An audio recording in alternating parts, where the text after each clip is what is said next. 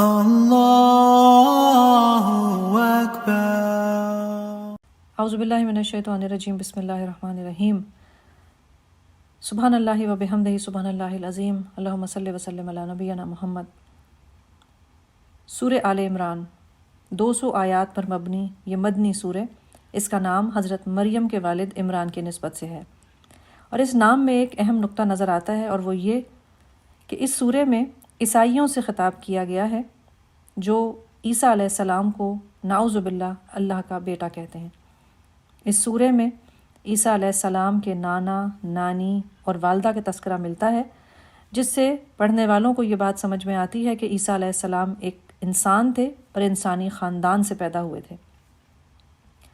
سورہ بقرہ اور سورہ آل عمران یکے بعد دیگرے آنے والی صورتیں ہیں، ان کے مضامین میں کافی مماثلت ہے۔ دونوں صورتیں الف لام میم سے شروع ہوتی ہیں، دونوں مدنی صورتیں ہیں، دونوں میں اہل کتاب کو بتایا گیا ہے کہ ایک خدا کو ماننا اور رسول اکرم صلی اللہ علیہ وسلم کو آخری نبی ماننا کتنا ضروری ہے۔ ان دونوں صورتوں کو زہراوین کہا گیا، یعنی جگمگانے والی صورتیں۔ رسول اللہ صلی اللہ علیہ وسلم نے فرمایا، قیامت کے دن سورہ بقرہ اور سورہ آل عمران دو بادلوں کی طرح آئیں گی اور اپنے پڑھنے والوں پر سایہ کریں گی۔ ان دونوں صورتوں میں بنی اسرائیل سے خطاب ہے، فرق یہ ہے کہ سورہ بقرہ میں یہودیوں سے اور سورہ آل عمران میں عیسائیوں سے خطاب ہے۔ توحید کیا ہے؟ توحید کے ماننے والوں کو کیا کرنا چاہیے؟ جو لوگ اللہ کے راستے پر چلنا چاہتے ہیں، اگر انہیں کوئی گمراہ کرے تو کیا کرنا چاہیے؟ جو لوگ گمراہ ہو جاتے ہیں وہ کیا غلطیاں کرتے ہیں، وہ کیسے دوسروں کو گمراہ کرتے ہیں؟ یہ تمام یہ مضامین ہیں جو سورہ آل عمران میں ہمیں نظر آئیں گے، اور ان مسائل کا ایک حل بھی ہے، اور وہ حل یہ ہے کہ اللہ کی رسی کو مضبوطی سے پکڑ لیا جائے۔ سورہ کی ابتدا اللہ تعالیٰ اپنے دو صفاتی نام الحی اور القیوم سے کرتے ہیں۔ القیوم کے معنی ہے قائم رہنے والا، قائم رکھنے والا۔ اللہ تعالیٰ نے یہ پوری کائنات بنائی، اس میں یہ زمین بنائی اور اس میں انسان بنائے، اور انسانوں کی مسلسل ہدایت کا انتظام کیا۔ پچھلی امتوں پر تورات اور انجیل نازل کی، اور اس آخری امت پر قرآن۔ قرآن کا ایک نام الفرقان بھی ہے۔ فرقان کا مطلب ہوتا ہے فرق کرنے والی، واضح کر دینے والی کتاب۔ قرآن کریم کو الفرقان اس لیے کہا جاتا ہے کہ اس کے اندر وہ تمام باتیں ہیں جو اچھائی اور برائی کے درمیان کے فرق کو واضح طور پر ثابت کر دیتی ہیں۔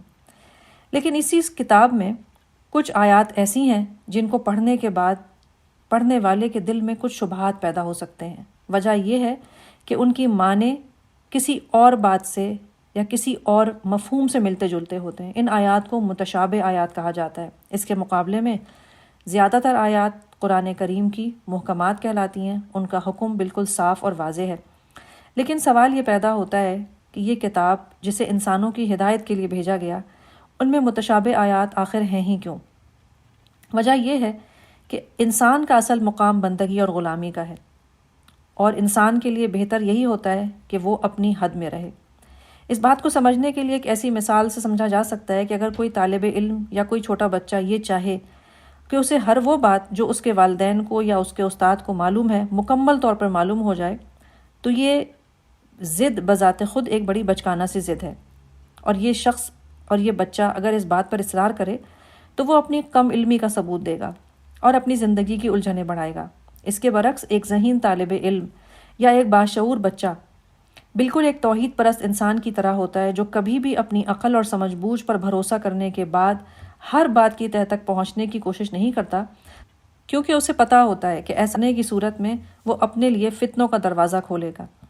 اور اسی لیے علم کی درست قدر و قیمت جاننے والے لوگ اور توحید کو اپنے دلوں میں مضبوطی سے جما لینے والے لوگ ہمیشہ اللہ سے یہ دعا کرتے ہیں کہ اے پروردگار، جب تو ہمیں سیدھے راستے پر لگا چکا ہے تو پھر کہیں ہمارے دلوں کو ٹیڑھ میں مبتلا نہ کر دینا، ہمیں اپنے خزانہ فیض سے رحمت عطا کر دینا، کیونکہ تو ہی فیاض حقیقی ہے۔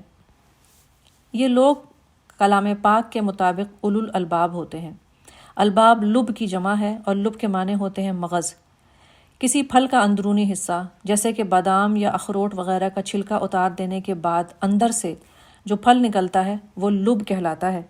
اولو الالباب وہ لوگ ہوتے ہیں جن کے عقل کے اوپر تعصب اور جذبات حاوی نہ ہوں، حالانکہ عقل دراصل ہوتی ہی وہ معلومات ہیں جو ماحول کی پیداوار ہوتی ہے۔ جو کچھ ہم سوچتے ہیں، دیکھتے ہیں، سنتے ہیں، سمجھتے ہیں، اسی کے مطابق رائے قائم کرتے ہیں۔ اسی لیے عقل بہت دفعہ باتوں کے درست معنی نہیں بتا پاتی، کیونکہ وہ اس کی استطاعت میں نہیں ہے۔ عقل کی حد یہ نہیں ہے کہ وہ انسانی زندگی کے ہر مرحلے میں اور ہر مسئلے میں انسان کو رہنمائی دے دے۔ اولو الالباب اس بات کو جانتے ہیں، اسی لیے جو بات ان کو سمجھ میں نہ آئے اور وہ اللہ کی طرف سے ہو، اس کے بارے میں الجھنوں کا شکار نہیں ہوتے، بلکہ اسے مان لیتے ہیں، اور ایسا کرنے کی وجہ سے وہ اطمینان میں رہتے ہیں اور دنیا کی الجھنوں میں الجھ کے ضائع نہیں ہوتے۔ ان لوگوں کی نظر اپنی منزل پر ہوتی ہے، اسی لیے راستے کی الجھنیں ہوں چاہے رنگینیاں، اس کے باعث وہ اپنے سفر کو خراب نہیں کرتے۔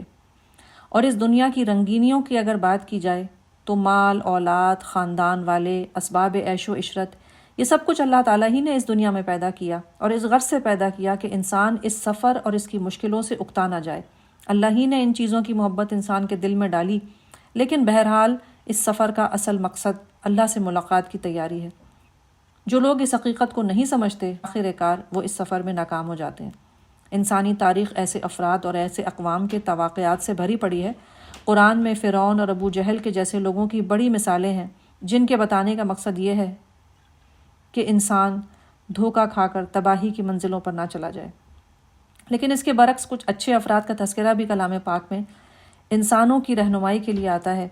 یہ لوگ جو بظاہر بے سر و سامانی کی حالت میں رہتے ہیں، جسمانی اور مادی کمزوری کا شکار ہوتے ہیں، لیکن پھر بھی صبر کرتے ہیں، صدقہ دیتے ہیں، فرما بردار ہوتے ہیں، اللہ کے راستے میں خرچ کرتے ہیں، لیکن اس کے باوجود آدھی آدھی رات کو اٹھ کر اللہ کے سامنے اپنی خطاؤں سے درگزر کی دعا مانگتے رہتے ہیں۔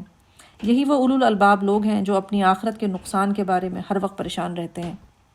رسول اللہ صلی اللہ علیہ وسلم نے فرمایا کہ ہر رات جب 1/3 رات باقی رہ جاتی ہے تو اللہ آسمان دنیا پر آتا ہے اور کہتا ہے کہ ہے کوئی جو مانگے اور میں عطا کروں، ہے کوئی جو سوال کرے اور میں جواب دوں، اور ہے کوئی جو مغفرت مانگے اور میں معاف کر دوں۔ وہ لوگ جن کا عقیدہ درست ہوتا ہے وہ جانتے ہیں کہ اس پوری کائنات کا مالک اللہ ہے، اور یہ پوری کائنات ایک قانون اور قاعدے میں جکڑی ہوئی ہے، اور اللہ تعالیٰ نے یہ قانون بنایا اس لیے ہے تاکہ اس کے مطابق انسان زندگی گزارے۔ اسی بات کو سمجھانے کے لیے انبیاء کو بھیجا گیا اور بتایا گیا کہ انبیاء کی بات ماننے والوں کو انعام ملے گا، نہ ماننے والوں کا حساب لیا جائے گا۔ آج جب ہم اپنے ارد گرد دیکھتے ہیں تو بعض دفعہ کچھ لوگ یہ کہتے ہیں کہ آج کل کا زمانہ بہت خراب ہے۔ اگر ہم کسی ایسے زمانے میں ہوتے کہ ہمارے سامنے کوئی لیڈر ہوتا یا کوئی نبی ہوتا تو پھر زندگی گزارنا بڑا آسان ہوتا۔ لیکن ماضی میں کئی ایسے واقعات بھی گزرے ہیں کہ جب اللہ تعالیٰ نے کسی بستی کی طرف نبی بھیجا تو ایسے گروہ جنہوں نے اللہ کی راہ پر چلنے اور بلانے والوں کے ساتھ دشمنی کی، انہوں نے اپنی دشمنی کی انتہا اتنی بڑھا دی کہ نبیوں تک کو قتل کیا، اور وہ صرف اسی لیے کیا تاکہ وہ اپنی مرضی کے کام کر سکیں۔ ایسے لوگ دنیا میں آج بھی پائے جاتے ہیں جو نیکی کے کام کرنے والے لوگوں کے راستے میں روڑے اٹکاتے ہیں، لیکن اپنی نیک نامی کا بھرم قائم رکھنے کے لیے دنیا میں کچھ اچھے کام بھی کرتے رہتے ہیں، حالانکہ ان کی یہ نیکیاں اللہ کے ہاں کبھی بھی قبول نہیں ہوتی۔ وہ یہ سمجھتے ہیں کہ وہ دکھاوے کی نیکیاں کر کے جہنم کی آگ سے بچ جائیں گے، حالانکہ یہ ان کی خام خیالی ہے۔ اللہ قیامت کے دن سب کو ایک جگہ جمع کرے گا اور سوال کرے گا، کیونکہ اللہ تعالیٰ انسانوں کو مال، دولت اور عزت اسی لیے دیتا ہے تاکہ وہ یہ دیکھے کہ بندہ اسے استعمال کر کے کیا اپنی آخرت بناتا ہے یا اپنی آخرت کو گنواتا ہے، اور جب بندہ ایسا نہ کر پائے تو یہی مال و دولت اور عزت اس شخص کے لیے ایسا پھندا بن جاتی ہے جو آخر کار اس کی ذلت اور ناکامی کا سبب بنتی ہے۔ اور صرف انسان کے مال و دولت اور عزت کا ہی نہیں، اللہ تعالیٰ کائنات کی ہر شے کا مکمل اور اکیلا مالک ہے۔ لیکن دنیا میں اکثریت کا عالم یہ ہے کہ وہ مال اور عزت حاصل کرنے کے لیے اللہ کی رضا کے بجائے دنیا میں لوگوں کے سہارے ڈھونڈتے ہیں۔ اللہ تعالیٰ نے مومنوں کو خاص تاکید کی ہے کہ اہل ایمان کو چھوڑ کر کافروں کو اپنا دوست و رفیق نہ بنائیں، کیونکہ جو ایسا کرے گا اس کا اللہ سے کوئی تعلق نہیں ہوگا۔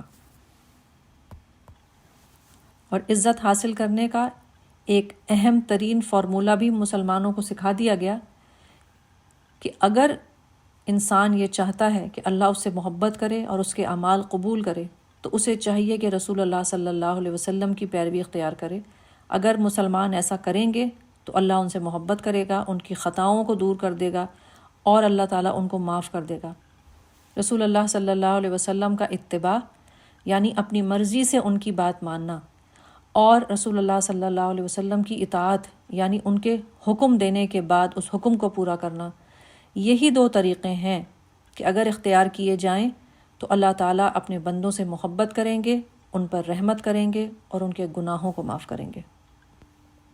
سورہ آل عمران کی ابتدائی 32 آیات رسالت اور توحید کی تمہید کے اوپر بات کر رہی تھیں۔ اس کے آگے سورہ اپنے اصل موضوع یعنی عیسائیوں کی گمراہیوں کی طرف چلتی ہے۔ اس سلسلے میں حضرت آدم علیہ السلام، نوح علیہ السلام، آل ابراہیم علیہ السلام اور آل عمران کا ذکر ہوا کہ یہ تمام انسان تھے، اللہ کی طرف سے بھیجے ہوئے وہ برگزیدہ لوگ جنہیں اللہ نے دنیا کے انسانوں کی ہدایت اور امامت کی ذمہ داری دی تھی، اور حضرت مریم اور حضرت عیسیٰ علیہ السلام آل عمران میں سے تھے۔ یہ اسی سلسلے کی ایک انسانی کڑی ہے۔ جس طرح پہلے بھی تمام لوگ انسان تھے، اس طرح یہ بھی انسان ہیں۔ حضرت مریم کی والدہ نے ان کی پیدائش سے پہلے اللہ تعالیٰ سے دعا مانگی تھی کہ مجھے ایک نیک اولاد دے، اور اس کے بعد یہ بھی دعا مانگی تھی کہ مریم کو اور اس کی اولاد کو شیطان کے شر سے محفوظ رکھنا۔ اللہ تعالیٰ نے ان کی والدہ کی یہ دعا قبول کی۔ حضرت مریم کی بڑی اچھی پرورش ہوئی، وہ ایک پاکیزہ اور عبادت گزار خاتون تھیں۔ اللہ پر ان کی خاص رحمت تھی اور ان کو معجزانہ طور پر بے موسم کے پھل اللہ کی طرف سے انعام کے طور پر ملتے، جنہیں دیکھ کر ایک دفعہ حضرت زکریہ کو بھی خیال آیا کہ وہ بھی اپنے بڑھاپے میں اللہ سے اولاد کی دعا مانگے۔ اللہ نے انہیں بھی بے موسم کے پھل کی طرح بڑھاپے میں اولاد عطا فرمائی۔ علماء کہتے ہیں کہ مریم علیہ السلام کے حجرے میں بے موسم کے پھل ملنا دراصل اللہ کا ان کو ایک بہت بڑی اور نہایت غیر معمولی حالت کے لیے تیار کرنا تھا۔ جب ایک دن ایک فرشتہ یکایک ان کے کمرے میں نمودار ہوا اور ان کو ایک بیٹے کی بشارت دی اور اس آنے والے بچے کو ملنے والے معجزات کی خبریں بھی دیں، لیکن حضرت مریم کو اپنی عزت اور آبرو کا ڈر تھا، اور وہی ہوا۔ نہ ماننے والوں نے ان کی پاکیزگی کو نہ مانا، اور جنہوں نے دوسری طرف سے انتہا کی انہوں نے یا تو عیسیٰ علیہ السلام کو خدائی میں شریک کر دیا، یا اس کے علاوہ مریم علیہ السلام کی پاکیزگی کو ثابت کرنے کے لیے ان کے شوہر ہونے کی ایک فرضی کہانی گھڑی۔ اور جو اصل بات تھی کہ اللہ ہر چیز پر قادر ہے، اسے چھوڑ کر جو چیز شبہ میں ڈال رہی تھی اس کی تعویلیں گھڑی اور اللہ کے ساتھ شرک کا سلسلہ شروع کر دیا۔ حالانکہ اللہ تعالیٰ نے حضرت عیسیٰ کی پیدائش سے چند روز قبل حضرت یحییٰ کی معجزانہ پیدائش اسی خاندان میں کی تھی، اور خود عیسیٰ علیہ السلام حکم الہی سے وہ معجزات دکھاتے تھے جو اللہ کی صداقت کی بھی دلیل تھی۔ وہ مردوں کو زندہ کرتے تھے، وہ لوگوں کو بتاتے تھے کہ وہ لوگ اپنے گھروں سے کیا کھا کر آتے ہیں، وہ کوڑھی اور اندھوں کو صحیح کر دیتے۔ یہ سب کچھ اللہ کے حکم سے ہوتا تھا، لیکن لوگوں نے ان معجزات کو صفات الہی سے تشبیہ دے دی اور اس کی تعویل یہ کی کہ جو یہ کچھ کر سکتا ہے وہ خدا کی صفات میں شریک ہے، اور ہوتے ہوتے پھر انہیں اللہ کی ذات میں بھی شریک کر دیا، نعوذ باللہ۔ لیکن اس کے خلاف کچھ وہ لوگ جو نہیں مانتے تھے، انہوں نے اپنا بغض اس طرح دکھایا کہ وہ عیسیٰ علیہ السلام کو قتل کرنے کے درپے ہو گئے۔ اللہ تعالیٰ نے عیسیٰ علیہ السلام کو بچایا اور زندہ آسمان پر اٹھا لیا، اور قیامت سے پہلے حضرت عیسیٰ علیہ السلام کا نزول ہوگا۔ وہ دجال کو ماریں گے اور مسلمانوں کو اللہ کے حکم سے مشکلوں سے نجات بھی دلائیں گے۔ اس دنیا میں عام انسانوں کا پیدا ہونا ایک مرد اور ایک عورت کے اتصال سے ہوتا ہے، جبکہ ہم یہ دیکھتے ہیں کہ آدم علیہ السلام کو اللہ تعالیٰ نے بن ماں باپ کے پیدا کیا، حوا علیہ السلام کو اللہ تعالیٰ نے ایسے ہی پیدا کیا، عیسیٰ علیہ السلام کو مریم علیہ السلام کے بطن سے بن باپ کے پیدا کر دیا، تو اس میں حیرانی کی کیا بات ہے؟ لیکن جو لوگ عقیدہ توحید اور اللہ کی طاقت اور اللہ کے اقتدار کے بارے میں غلط خیالات رکھتے ہیں وہ راہ راست سے ہٹ جاتے ہیں۔ رسول اکرم صلی اللہ علیہ وسلم کی خدمت میں حاضر ہونے والا ایک عیسائی وفد جو نجران سے آیا تھا وہ انہی لوگوں میں سے تھا۔ ان کے سامنے مریم اور عیسیٰ علیہ السلام کے بارے میں سارے حقائق بیان کیے گئے، لیکن وہ نہ مانے اور اسلام قبول کرنے کے بجائے جزیہ دینے پر راضی ہو۔ مسلمانوں میں اور عیسائیوں میں سب سے بڑا نظریاتی اختلاف توحید کے حوالے سے ہی ہے۔ لیکن پھر بھی ہم دیکھتے ہیں کہ سورہ آل عمران کی آیت 64 میں اللہ تعالیٰ فرماتے ہیں تعالوا الی کلمۃ سواء بیننا و بینکم، اے اہل کتاب آؤ ایک ایسی بات کی طرف جو میرے اور تمہارے درمیان برابر ہے۔ یہ طریقہ ہوتا ہے انسانوں سے گفتگو کرنے کا، کسی ایک جگہ جمع ہو کر خیر کے کاموں کو شروع کرنے کا۔ حالانکہ اسلام توحید کے اوپر کسی قسم کی کوئی اور رائے برداشت نہیں کرتا سوائے اس کے کہ اللہ ایک ہے۔ لیکن پھر بھی اگر کبھی اس موضوع پر کسی سے بات کرنی ہو تو گفتگو کو کس طرح کیا جائے، اس کا طریقہ بھی ہمیں اللہ تعالیٰ نے ہی سکھایا ہے۔ حضرت ابراہیم علیہ السلام بنی اسرائیل اور بنی اسماعیل دونوں کے خاندانی اور روحانی پیشوا تھے۔ اس وجہ سے یہود اور نصارہ، اس کے علاوہ مشرکین بھی اپنی اپنی بدعات اور اپنی اپنی حمایت میں ان کا نام استعمال کرتے۔ اس کے مقابلے میں وہ اسلام کو ابراہیم علیہ السلام کا دین نہیں سمجھتے تھے۔ قرآن ایسے لوگوں سے جب بات کرتا ہے تو سوال یہ کرتا ہے کہ اے اہل کتاب، تم ابراہیم علیہ السلام کے بارے میں ہم سے کیوں جھگڑتے ہو؟ تورات اور انجیل تو ابراہیم کے بعد نازل ہوئی ہیں، پھر کیا تم اتنی سی بات بھی نہیں سمجھتے؟ بے عقلی کی باتیں کرنے والے لوگوں سے گفتگو کرنے کا انداز، یہ بھی ہمیں کلام پاک سے نظر آتا ہے۔ ابراہیم علیہ السلام کی بات جب آتی ہے تو ہم یہ دیکھتے ہیں کہ قرآن جا بجا ان کی تعریف میں ان کو حنیف کہتا ہے۔ حنیف کا مطلب ہے وہ شخص جو یکسو ہو، ادھر ادھر کی راہ پر نگاہ نہ ڈالے۔ اسی لیے ابراہیم علیہ السلام سے نسبت کا حق جسے ہے وہ وہی قوم ہو سکتی ہے جو اللہ کو ایک مانے، اس کی باتیں مانے اور ادھر ادھر اپنی نظر نہ رکھے۔ یہ سارے دلائل بالکل واضح تھے، پھر بھی مدینہ کے نہ ماننے والے مفسد لوگ طرح طرح کے ہیلے بہانے کرتے رہے۔ ان میں سے کچھ لوگ اعلانیہ صبح کو یہ کہتے کہ ہم مسلمان ہو گئے، اور شام کو یہ کہہ کر واپس کفر میں چلے جاتے کہ ہم نے تو مسلمان ہو کر دیکھا ہے اسلام میں کوئی فائدے کی چیز نہیں، اس لیے اب ہم دوبارہ اپنے دین پر جا رہے ہیں۔ اس طرح کی کوششیں آج بھی استعمال کی جاتی ہیں، لیکن اس سے اسلام کو کبھی بھی کوئی نقصان نہیں پہنچتا، بلکہ حقیقت یہ ہے کہ اللہ جس پر رحم کرتا ہے، اللہ اس شخص کو اپنے دین کا راستہ خود دکھا دیتا ہے۔ اللہ بہت انصاف پسند ہے۔ وہ صرف اسی وجہ سے کسی کو برا نہیں کہتا کہ کوئی شخص مسلمان نہیں ہے اس لیے اسے لوگوں کے سامنے برا کہو۔ قرآن پاک میں بہت سارے غیر مسلموں کے اچھے اوصاف کی تعریف ہمیں نظر آتی ہے، اور اسی لیے آیت نمبر 75 میں تذکرہ ہے ایسے لوگوں کا جن کے سامنے اگر دولت کا ایک ڈھیر بھی لگا دیا جائے تو وہ واپس کر دیں گے، لیکن کچھ لوگ ان کے اندر ایسے بھی ہیں جو ایک ایک دینار کے لیے بھی بے ایمانی کرتے ہیں، اور اس طرح کے واقعات دنیا میں ہر جگہ ہوتے ہیں۔ جو شخص اسلام کے علاوہ کوئی بھی طریقہ زندگی اختیار کرے گا، آخرت میں اسے خسارہ اٹھانا پڑے گا، اور وہ لوگ جو جانتے بوجھتے ہوئے حق کو جھٹلاتے ہیں ان پر اللہ کی، اللہ کے فرشتوں کی اور تمام انسانوں کی لعنت ہوگی، اور آخرت کی سزا اس کے علاوہ ہوگی، سوائے اس کے کہ جو توبہ کر لے، اسلام قبول کر لے، اللہ اسے معاف کر دے گا۔ لیکن دین میں یہ آنا جانا لگائے رکھنا، یعنی جب دل چاہا آ گئے، جب دل چاہا چلے گئے، ایسے لوگوں کی توبہ قبول نہیں ہوتی ہے۔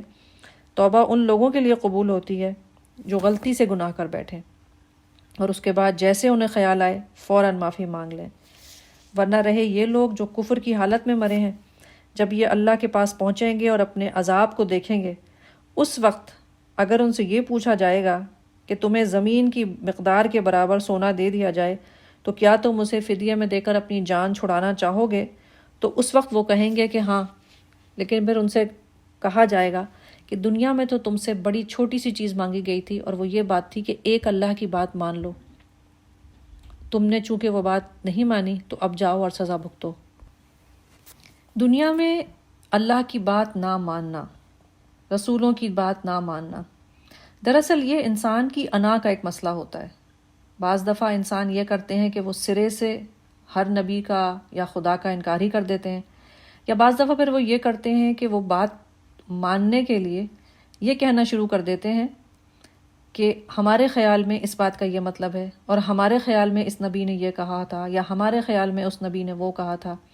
حالانکہ جب ہم ابراہیم علیہ السلام کی بات کرتے ہیں تو ہم یہ دیکھتے ہیں کہ وہ اللہ کے دوست اور خلیل تھے، وہ حنیف تھے، انہوں نے اللہ کی خاطر ہر طرح کی قربانیاں دیں اور ہر مقام پہ یہ ثابت کیا کہ اللہ سے محبت قربانی کے بغیر حاصل نہیں ہو سکتی۔ اللہ تعالیٰ نے چوتھے سپارے کے بالکل ابتدا میں سب کو واضح الفاظ میں بتا دیا کہ جو شخص اللہ کی خوشنودی چاہتا ہے اسے یہ راستہ قربانی کے ذریعے طے کرنا پڑے گا۔ لن تنالوا البر حتی تنفقوا مما تحبون، تم کبھی بھی نیکی کے اعلیٰ پیمانے تک پہنچ ہی نہیں سکتے جب تک کہ تم وہ خرچ نہ کر دو جسے تم بہت محبت کرتے ہو۔ اللہ کی محبت کے راستے میں قربانی نہ دینا، مشکل نہ اٹھانا اور جھوٹی سچی رسمیں ادا کر لینا اور پھر یہ سمجھنا کہ ہمارا مقام بہت بڑا ہے، یہ وہ طریقہ نہیں جو اللہ نے پسند کیا۔ اللہ نے تو کہا ہے کہ ایسی نیکی کرو جو بہت بڑی ہو، یعنی بر کی نیکی۔ بر وہ نیکی ہوتی ہے جس کی جڑ میں وعدے کو وفا کرنے کا اور حقوق اور فرائض ادا کرنے کا عنصر شامل ہوتا ہے۔ ایک اعلیٰ پیمانے کی نیکی، ایسی نیکی جس کو کرنے کے نتیجے میں نفس کا تزکیہ ہو جائے، مزاج کا کساو حاصل ہو جائے، اور خاص کر کے اس سلسلے میں ایسی نیکی کرنا کہ اللہ کی راہ میں اپنی پسندیدہ چیز کسی کو دے دینا۔ اس امتحان میں بنی اسرائیل ناکام ہو گئے تھے، لیکن صحابہ اس میں کامیاب ہوئے۔ جب یہ آیت نازل ہوئی تو ابو طلحہ انصاری نے اپنا ایک باغ رسول اللہ صلی اللہ علیہ وسلم کو پیش کیا۔ میں اس باغ کو بہت پسند کرتا ہوں کیونکہ اس سے میری آمدنی بہت ہوتی ہے، میں اسے اللہ کی راہ میں پیش کرتا ہوں۔ آپ صلی اللہ علیہ وسلم نے انہیں مشورہ دیا کہ جاؤ اس باغ کو اپنے چچا زاد بھائیوں میں تقسیم کر دو۔ یہ حدیث بخاری کی ہے، اور اس حدیث کو جب دیکھتے ہیں تو سمجھ میں آتا ہے کہ اللہ کی راہ میں اپنا باغ کسی مسجد کو دینا یا کسی ایسی تنظیم کو دینا یا کسی ایسے ادارے کو دینا جو کسی غریب کی خدمت کرتی ہو، اس کے بجائے بر کی نیکی رسول اکرم صلی اللہ علیہ وسلم نے ان کو کیا مشورہ دیا کہ اپنے باغ کو اپنے چچا زاد بھائیوں میں تقسیم کرو۔ نفس کا تزکیہ، مزاج کے اوپر کساو حاصل کرنا، یہ ہے دین کا مزاج۔ اور یہ بات چونکہ بنی اسرائیل نہیں سمجھے تھے، اسی لیے انہوں نے شریعت کے اندر اپنی مرضی میں لائی۔ کھانے کے حرام حلال کی بات آئی، اس میں اپنی مرضی شامل کر لی۔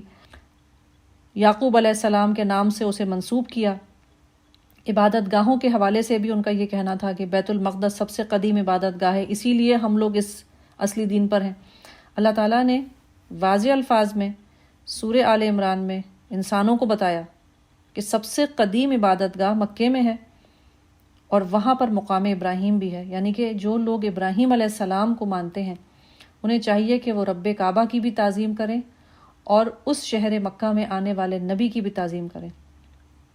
اہل کتاب کی ان گمراہ کن عقیدوں اور اعمال سے اللہ تعالیٰ نے مسلمانوں کو آگاہ کیا تاکہ وہ اپنے آپ کو بچائیں۔ آج ہم دیکھتے ہیں کہ دنیا میں ہر طرف مشکلات اور پریشانیاں ہیں، ہم ان کی وجوہات بھی جاننا چاہتے ہیں، ان سے بچنا بھی چاہتے ہیں۔ ابھی تک سورہ آل عمران کی 100 آیات کا خلاصہ ہم نے دیکھا، تو بات سمجھ میں یہ آ رہی ہے کہ مسلمانوں کو وہ چاہیے کہ اپنی پریشانی کے حل کے لیے وہ اپنی اصل سے جڑیں، کہ فتنوں کو پہچانیں اور ان سے دور رہیں۔ ایک اللہ کی بات مانیں، رسول اکرم صلی اللہ علیہ وسلم کی بات مانیں، اور غیر مسلموں کے گمراہ کن عقیدوں اور ان کی غلط رسموں سے اپنے آپ کو بچائیں۔ اپنے آپ کو اور اپنے آنے والی نسلوں کو اور تمام انسانیت کو تباہی سے بچانے کی کوشش کرنا مسلمانوں کے لیے لازم ہے۔ اللہ تعالی ہم سب کو اس نیک عمل کی توفیق دے، آمین۔ وما علینا الا البلاغ۔ اللہ اکبر۔